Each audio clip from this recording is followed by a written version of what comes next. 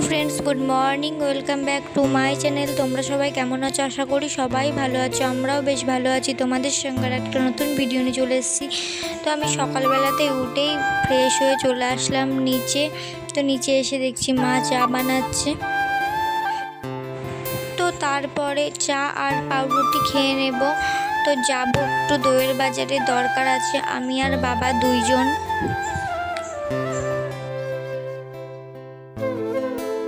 তো আমি রেডি হয়ে নিয়েছি আর বাবা রেডি হচ্ছে। তো আমরা বেরোবো এখনই। তো এখন বাজে 9:30 মতো। তো সত্যি খুবই গরম পড়ছে, তো গরমে যেতে ইচ্ছা করছিল না, তো তবুও দরকার, যেতে তো হবেই।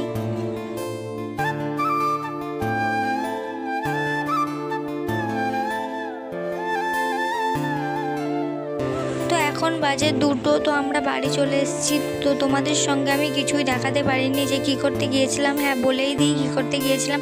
তো আমরা একটু পোস্ট অফিসের দরকারে গিয়েছিলাম আর ব্যাংকের দরকার ছিল। তো পোস্ট অফিসে যে এত ভিড়, ওই জন্য এত লেট হয়েছে। আর আমার গরমে শরীর খারাপ করছিল বলে আমি কোনো ভিডিও তোমাদের সঙ্গে আর দেখাতে পারিনি। তো একবারে বাড়ি এসেই ভিডিও করছি। তো আমি স্নান করে নিয়েছি। তো স্নান করে এবার খেতে বসবো। তো আমাদের আজকে মেনুতে আছে পনিরের তরকারি, সোয়াবিন দিয়ে আলু দিয়ে একটা তরকারি আর ডিমের কারি। কারণ ডিমটা বাবা আর তোমার দাদাভাই খাবে, কারণ আমি আর মা খাবো না দুইজন। আজকে শনিবার ছিল। তো তারপরে দইয়ের বাজার থেকে নিয়ে এসেছিলো বাবা তালের শাঁস। তো এখন তো গরম পড়েছে, তো তালের শাঁস খুব ভালোই লাগে। তো আমার তো বেশ ভালো লাগে। তো ওই জন্য আবার সবাই খেতে বসে পড়েছি। তারপরে একবারে তোমাদের সঙ্গে সন্ধ্যাবেলা দেখা হচ্ছে। এই যে পাঁপড় ভাজা আর চিড়ে ভাজা নিয়ে খেতে বসে পড়েছি চা। তো গরমে আমার কিছু ভালো লাগছিল না বলে একবারে ঘুমিয়ে পড়েছিলাম আমি খাওয়া দাওয়ার পরে। এই যে সন্ধ্যাবেলায় দেখা হচ্ছে। তো খাওয়া দাওয়ার পর আমি আর তোমার দাদা ভাই দুইজন একটু ঘুরতে চলে আসলাম কাকিমাদের বাড়িতে আর জেঠিমাদের বাড়িতে। তো নিশা দেখো লজ্জায় লতিয়ে পড়ছে। তো তারপরে কাকিমাও পাঁপড় দিল। তো আমরা সবাই পাঁপড় খাচ্ছি। এই যে একটু ঢং করে নিলাম। তারপরে কাকা বাজার থেকে কী সব নিয়ে আনলো, তো ওইগুলোই খাচ্ছিলাম আর গল্প করছিলাম সবাই। তো এটা আবার তারপরের দিনকার ভিডিও। তো আমি তোমাদের সঙ্গে ভিডিওটা শেষ করতে পারিনি বাড়ি এসে। তো আমি ব্রাশ করছিলাম আর গল্প করছিলাম ঠাকুমা মার সাথে। তো আজকে আমি বাড়ি চলে যাব। তো ওই জন্য সকাল সকাল সব রান্নায় ব্যস্ত হয়ে গিয়েছে, কারণ আজকে হচ্ছে রবিবার। সকালেই আমি চলে যাব, কারণ তোমাদের তো আমি আগের ভিডিওতেই বলেছিলাম যে এখনকার বিকেলে বেরোনো খুব রিস্কের ব্যাপার, ঝড় বৃষ্টির টাইম।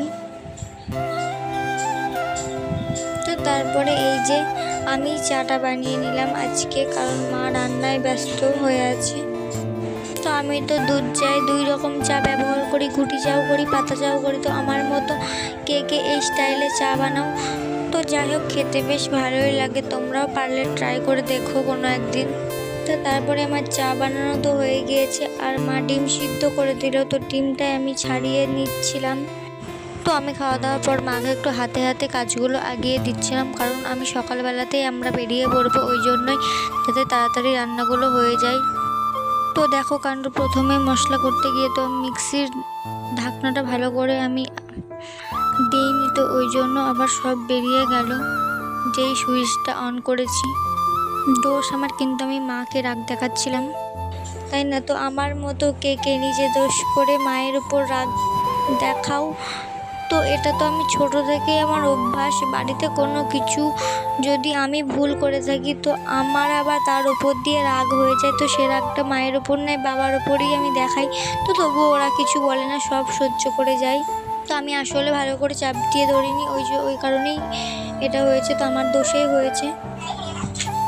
তো তারপর মশলা করে দেওয়ার পর বাবা মাংস নিয়ে চলে এসছে। তো মাংসের লোমগুলো আমি বেছে দিচ্ছি তাড়াতাড়ি করে।